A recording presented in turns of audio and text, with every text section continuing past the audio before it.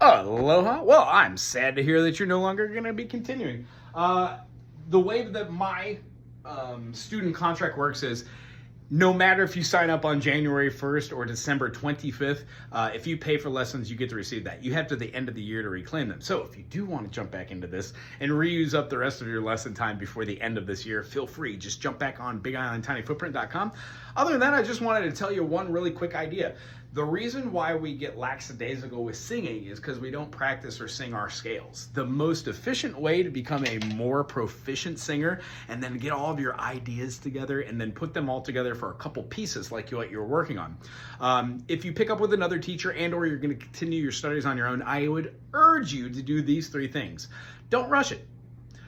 Take the appropriate amount of time to learn the point and the value behind the lessons that I gave you. The idea of holding your breath, where to breathe, and then how to use your diaphragm to push notes out are all breathing exercises. The posture into which we use when we're standing and singing, and then counting the rhythms and feeling the phrasing. So it doesn't matter if it's Ave Maria or if it's gonna be, Handel's Messiah. All of the notes should fall within some sort of pattern. So counting the different rhythms is a great way to do it. Counting 1, 2, 3, 4, 1, 2, 3, 4. Notice how I'm counting out 4, but I'm clapping on the 1, 2, and the 3.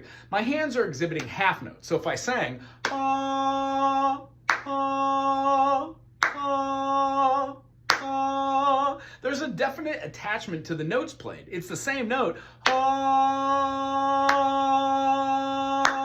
but I'm not holding it for a whole note of 4 beats, holding it for a half note. If you could do half notes, then you could do ha, ha, ha, ha.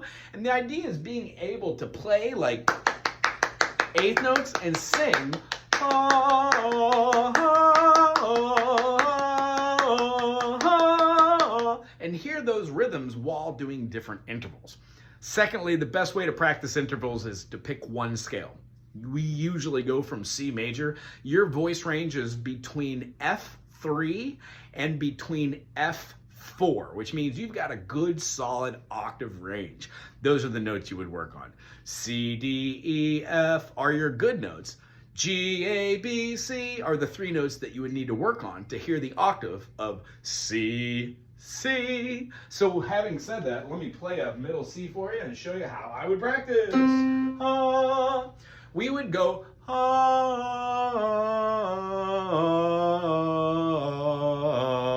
once you get to that lower C, you have 4 notes to improve your range.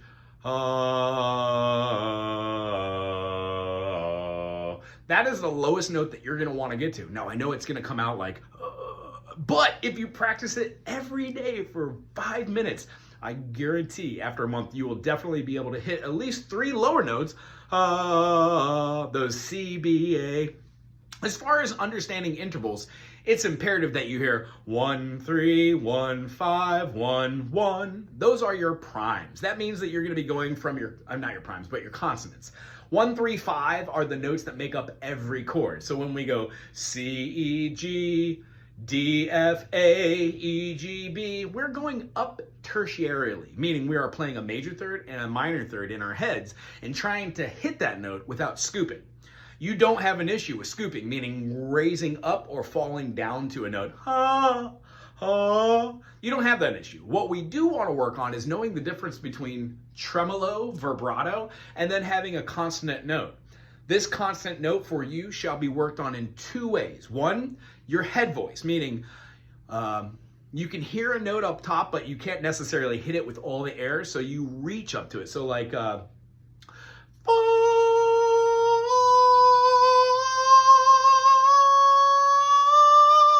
can't hit those notes with my full voice, but my falsetto, I absolutely can work on going,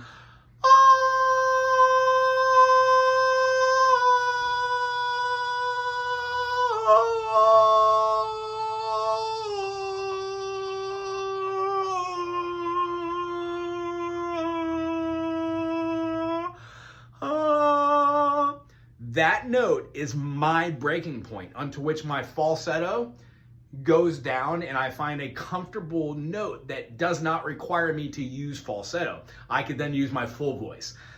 you need to find your breaking point. That's what we were going to work on our lesson this week. And then the lesson after that from this week, because we were practicing on counting, would be synchronizing those tones, being without vibrato or shaking. Ave Maria.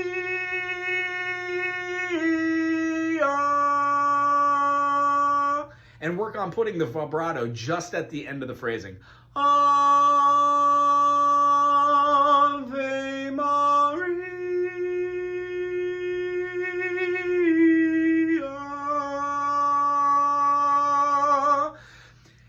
At the end of a phrasing, it adds a little bit more pizzazz. When we do Ave Maria, it sounds too much like an aria. And an aria is really reserved for operas. So if you're trying to shoot for the operatic singing, that's a completely different way of singing and gearing the voice towards being able to be in some sort of genre. So the two things to work on, as we just mentioned, plus this third one, are going to take you to the next level.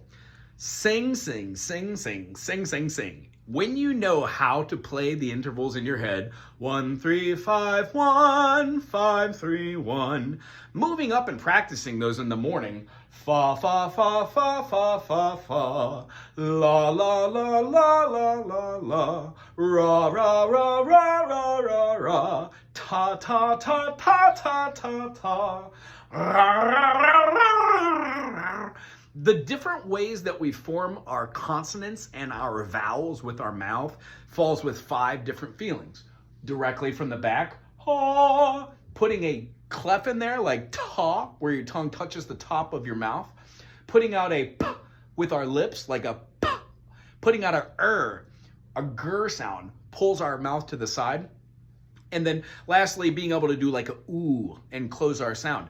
All 5 of those shapes have been the formation of every different way that we will ever sing any different note in any different language for any song. So, having said that, it's really, really super nice to be able to go and hit one note and then try that with a different concept.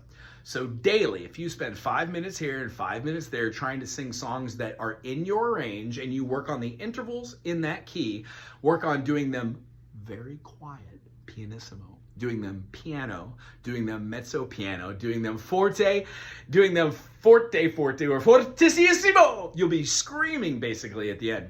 You will find your head voice, your falsetto, your full voice, and then you will be working on both ranges, below and above. When we concentrate on the notes that we sing well, that only strengthens the notes we do well. If you work on the notes you do not do well, it strengthens always the ones you do well and then some. The idea behind this, it doesn't happen overnight. I urge you to keep going with this and keep singing every day. If you ever have any questions about any of the stuff we covered here, is about using dynamics, how to see notes or scales as being something that you use for practice, how to practice the art of singing, how to use your diaphragm and standing up straight and breathing, and then how to hold the head when singing and not leaning back, letting it come very straight out, using your falsetto and your head voice, and then trying to be able to conquer different melodies whilst counting. Tip-tapping that foot as we talked about. Anyway, I'm gonna miss you. I hope that you do decide to come back and use these up before December. If you want to come back after the new year and try again, by all means, hit me up at bigislandtinyfootprint.com. And I would urge you, stop by some of these free workshops where other musicians show up. Guaranteed you will find a couple other people here that will want to play and maybe sing on play on your album that you're trying to do. Anyway, if you need help at that time finding musicians to back that track for you, give me a buzz. Other than that, it was very nice meeting you. Good luck in your adventure. Aloha.